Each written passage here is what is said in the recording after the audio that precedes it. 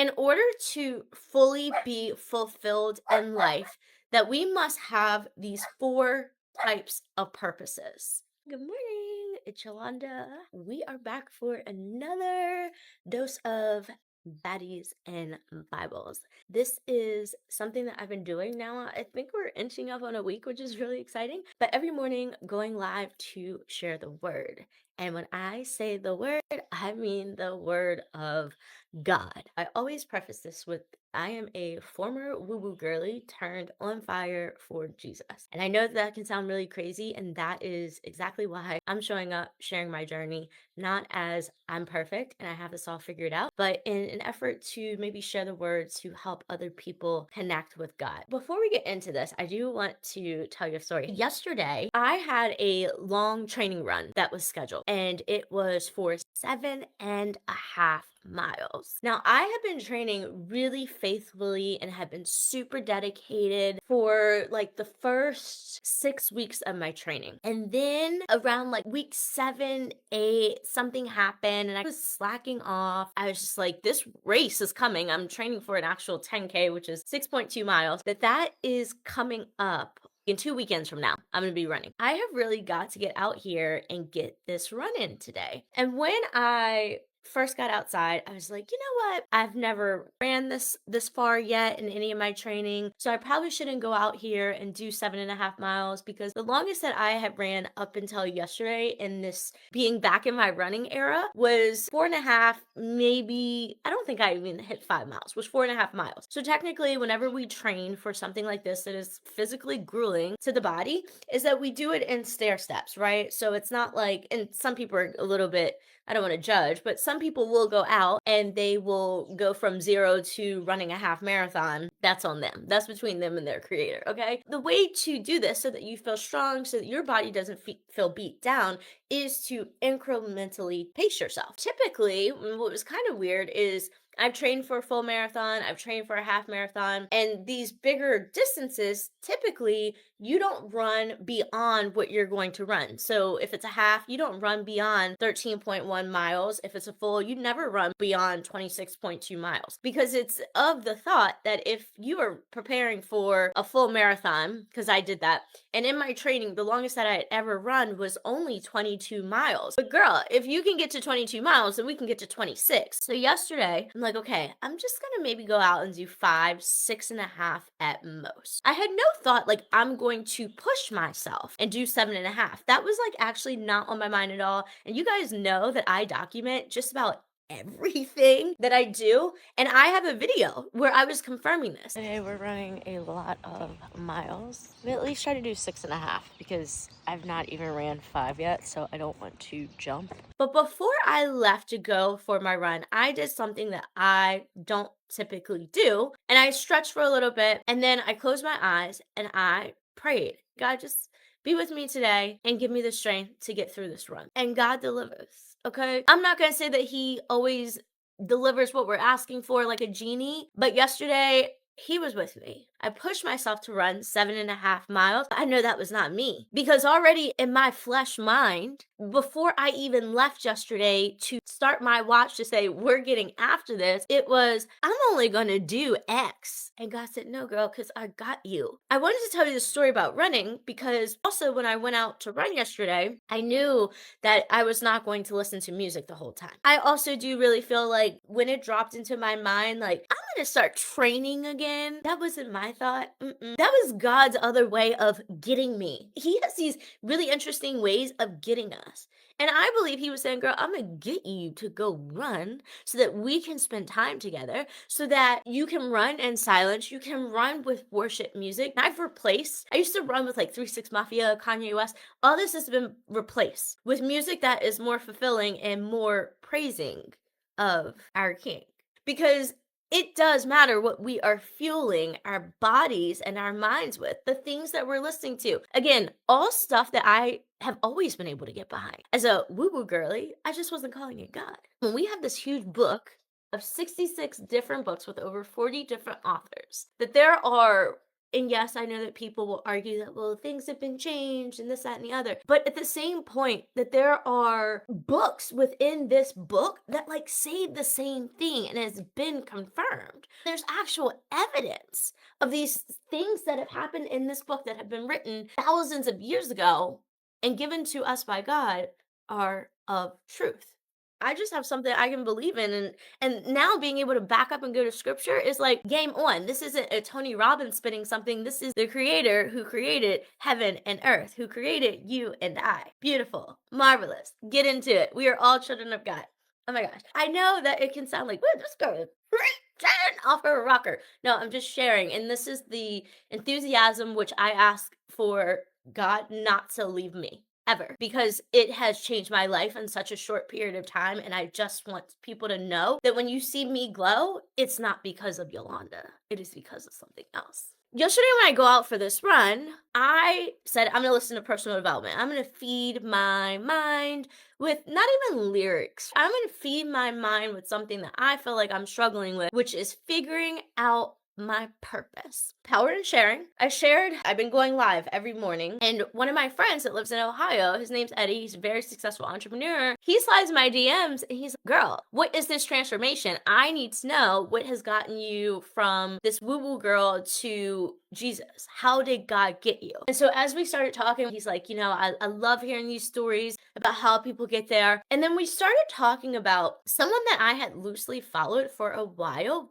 and notice that he was like cropping up again, because we ask God for things if we're going to him, or maybe you're asking for the universe, and ask the universe. I can tell you what I believe is that it's still the creator delivering what you're asking for. Okay. That this person had kind of been like sprinkled, and I started seeing him on my YouTube, and I'm like, oh, I'd seen him on my Instagram, and he's an entrepreneur, something I'm trying to do. I don't consider myself an entrepreneur. I consider myself a creative that has gifts that can change people through a vehicle of business. I don't consider myself an entrepreneur, but I've been trying to figure this out. And so what I was noticing was that this person, his name's Myron Golden. For those of you guys that may not know, he's a 63-year-old man, black man at that, and is hyper successful. But what I noticed about this was Myron is hyper successful, but that man draws everything back to the word of God.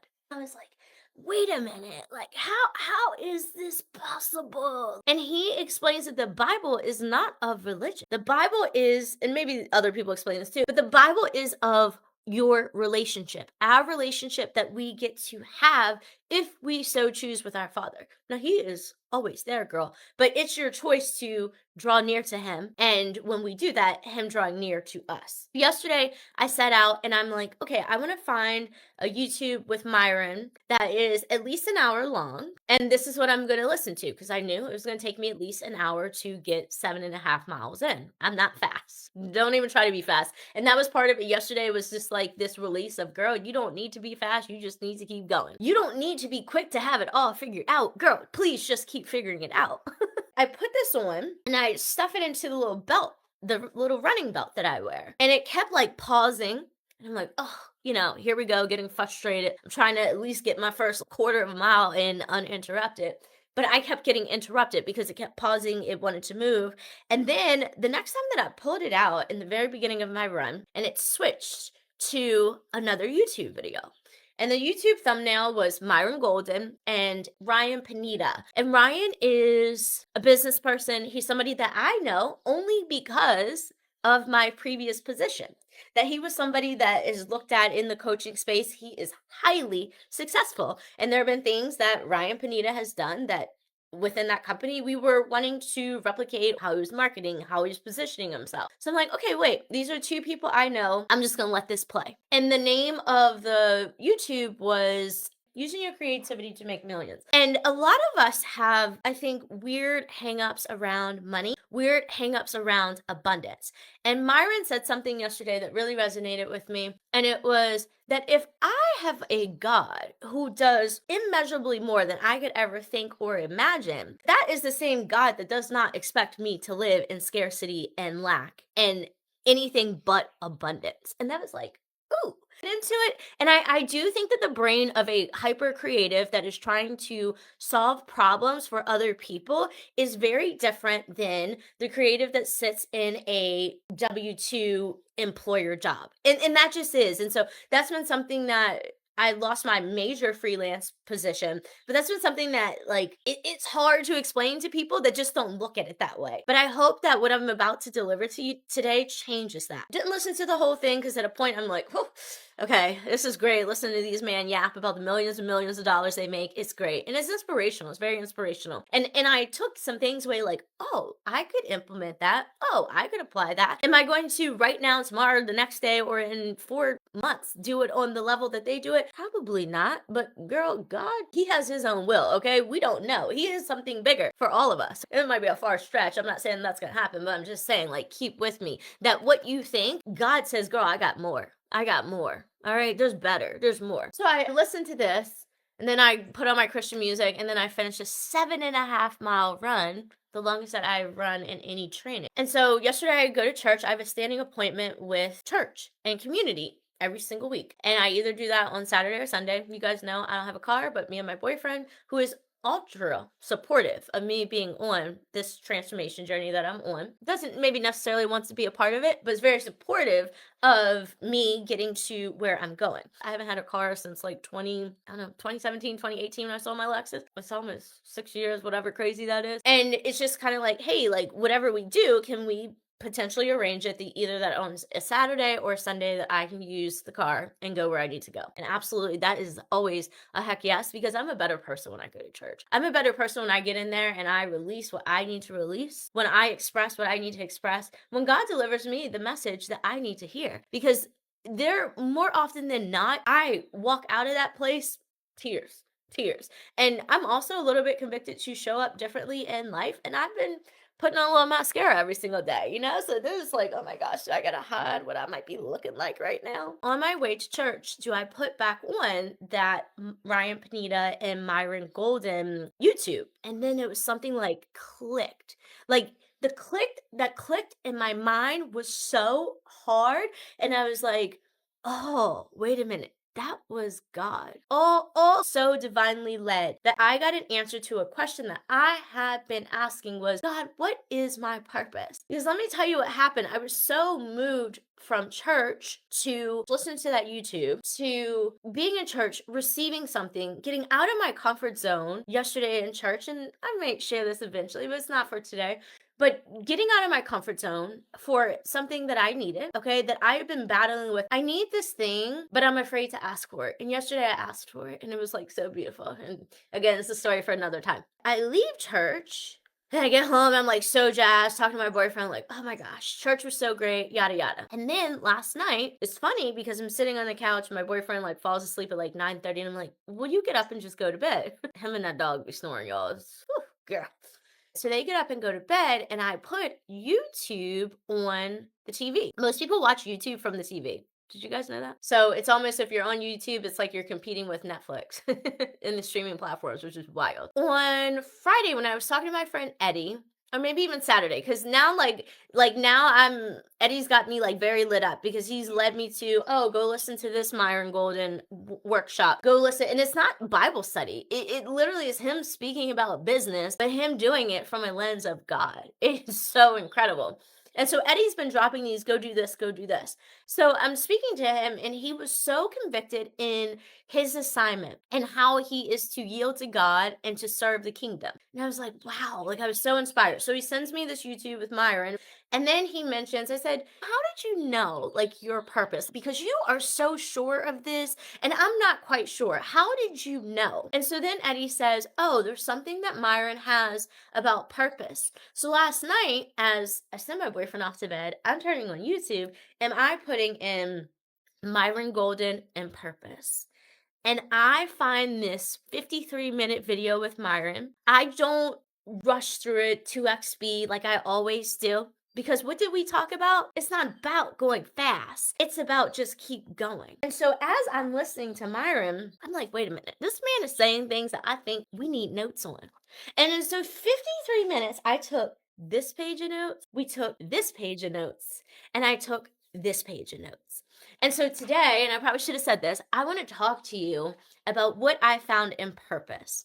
We're doing baddies and Bibles. I want to get into the Bible, but I'm gonna back it up. So I want to give you scripture first. And this is not, Myron did not quote what I'm about to share with you, but I did go into the Bible app today and I just put in the search purpose and assignment. And what came up was chapter 8 in Romans 8:28. And we know that for those who love God, all things work together for good. What do we say? Even when life feels hard, we got to count on those blessings because the blessings are greater than the hardship. And when we have those hardship, what does James tell us? James tells us you better stay steadfast in your faith because your God will not tempt you. For those who are called according to his purpose. According to his purpose. And perhaps you've been struggling with, and many of us struggle with, is what is my purpose?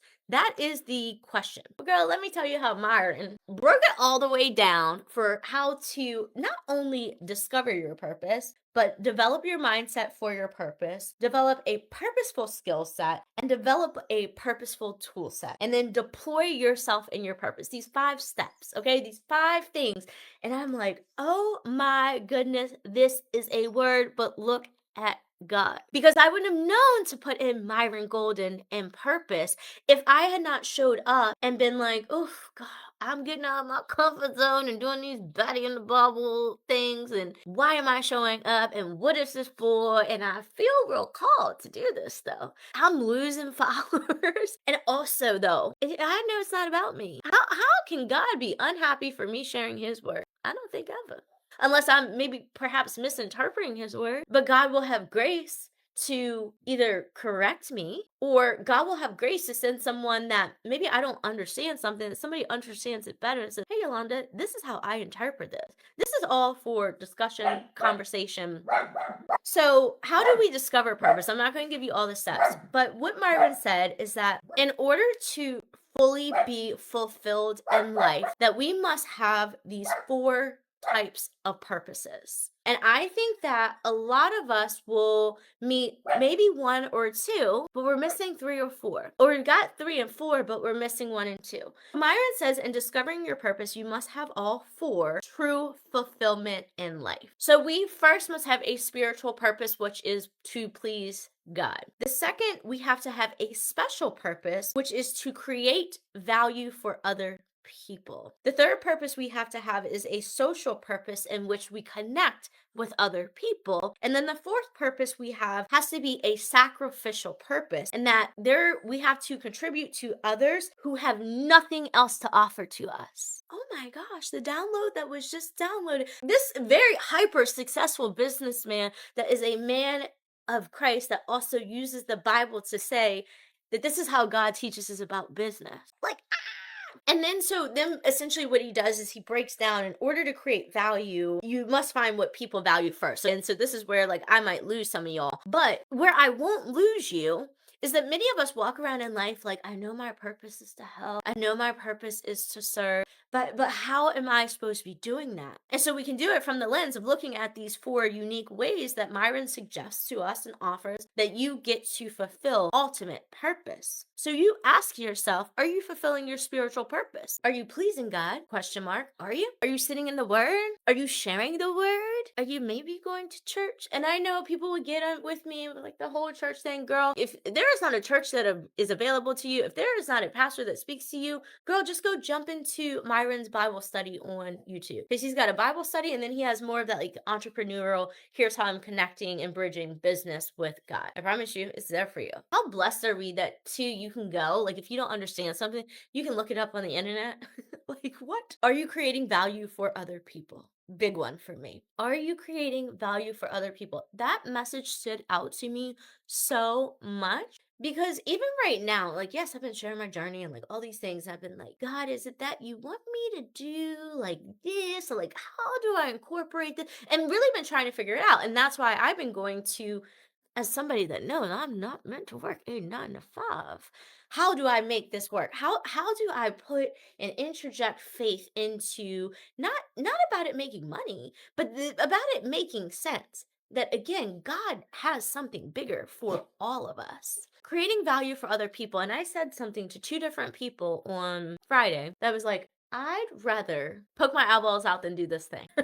However, that thing is a thing that I do. It's a thing that I'm good at. It is a thing that other people struggle with. And it is a thing that I can easily show up and provide value. So it just was a simple, like, tweak of the mind, Yolanda, get over your selfishness and go be centered in God. That God is giving you this gift of being able to help people get out of their comfort zone and out of their way to go share their message on social media.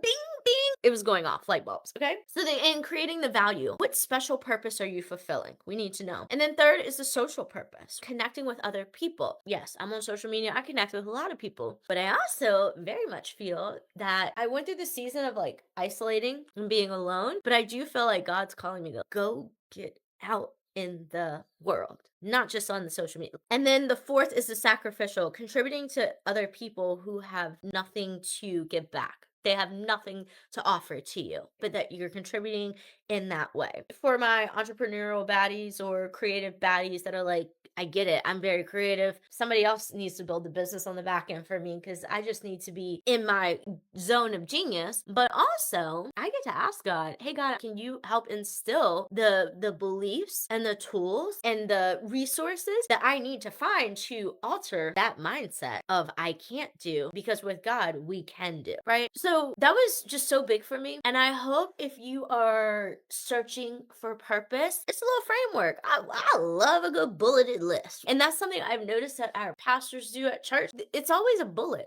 Yesterday it was 3 ways that Jesus turned the tables, right?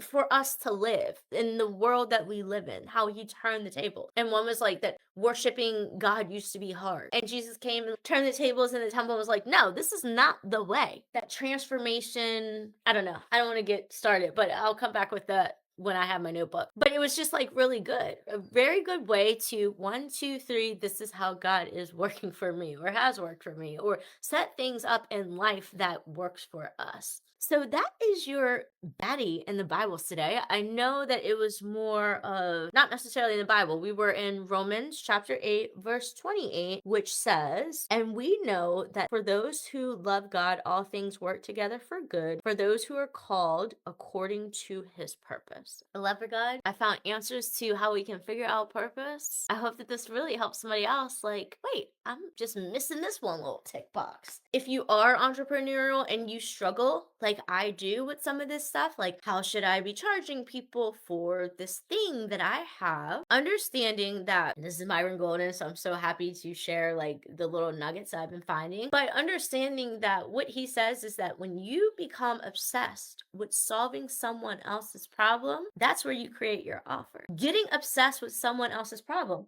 And so when I heard that, well, then it was real easy for me to just write down, these are all the problems I know people have that I can become obsessed with helping them fix. And whether that yields me exchange for money, because it may or it may not, I am fulfilling purpose of special purpose and creating value for other people. Sacrificial purpose. And I'm just using this from the lens of creative and business. Creative and business.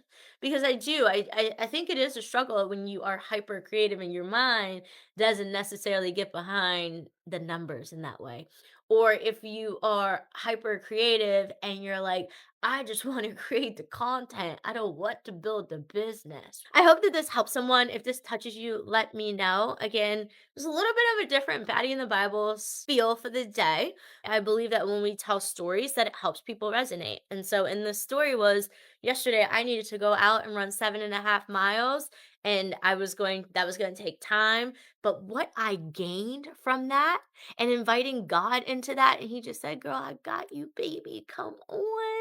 Let's run these miles. I just feel so super accomplished. And again, all glory to him. And that's all I'm going to say about that. I love